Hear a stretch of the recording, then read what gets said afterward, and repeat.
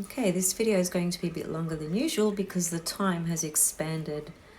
They've given extra minutes. So here we go. I'm going to talk about the Sun-Neptune conjunction that's coming up because we've had Neptune in Pisces for the last 12 years. And so for the last 12 years, we've been going through this journey of all the personal planets coming around and forming, let's just stick to a conjunction, which is the strongest aspect, right?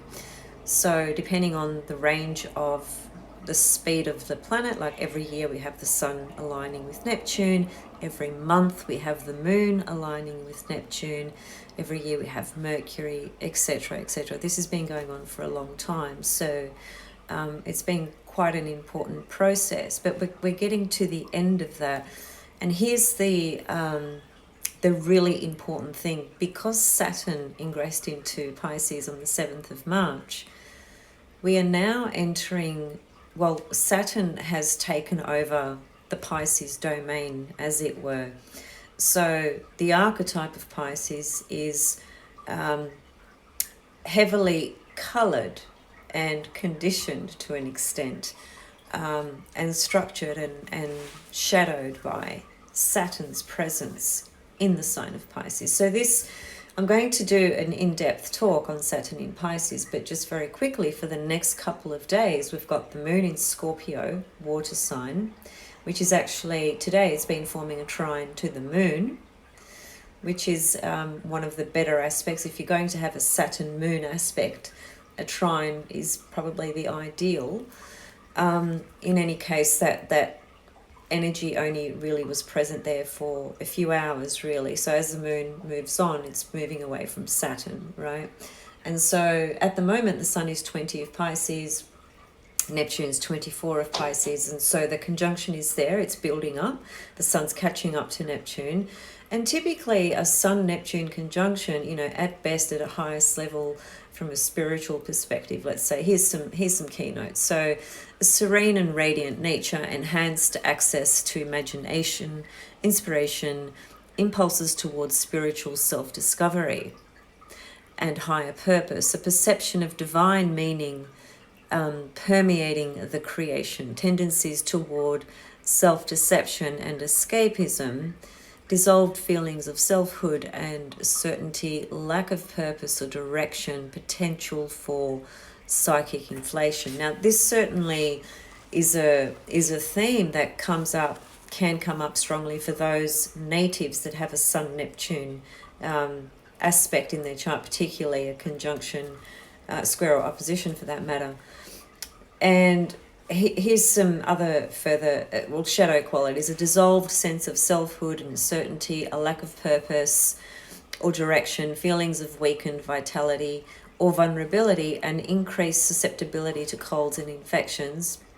Now, the reason he's saying that is because the Sun is the core vital source of life. It's your core vital energy. And Neptune, when it comes in, as it were, it dissolves boundaries, right? And so the Sun, which is an aspect of our, well, spirit, but it's also a huge aspect of our personality and our egocentric structure, if you like, which has very specific defense mechanisms around it in order to protect it from being attacked, etc., spiritually or otherwise for that matter. So what happens is those the personality boundaries and structures are weakened by Neptune. Now, bear in mind, this transit, Sun-Neptune, it's only there for a few days, right?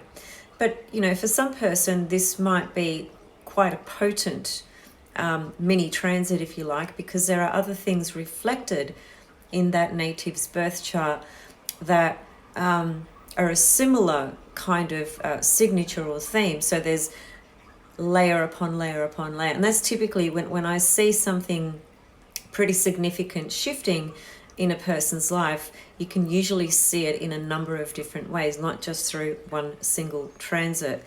So the Sun-Neptune is always an invitation towards our divine self, towards the deeper connection to the divine source creation, to all things. But it can create a lot of confusion, disillusionment, ideals, dreams and things that amount to nothing, sort of thing. There's just this idealism attached to it, as it were. And I think what's adding to this as well is that Neptune is squaring Mars at the moment as well, which I have spoken about previously. So we've got this build-up of the two core planets corresponding to our drive and willpower and external sense of self. Mars and the Sun are both being hit pretty hard by hard aspects, conjunction and square, by Neptune at the moment and for the next several days.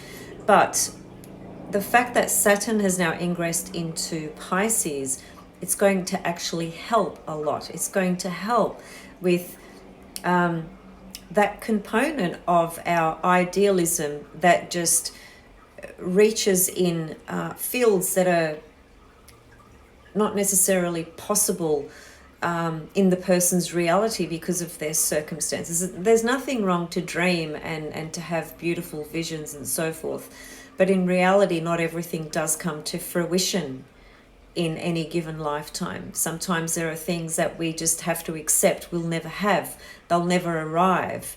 We will never manifest them. This idea that we can manifest absolutely anything is part of the movement that came across a few decades ago, which I think gave a false sense of hope and perception into people's realities, right? So Saturn in Pisces is going to be a wonderful transit because it is going to help us make concrete the things that we do dream of, the visions that we have, the ideals that we have, provided that they fit into the structure of our actual, the construct of our reality.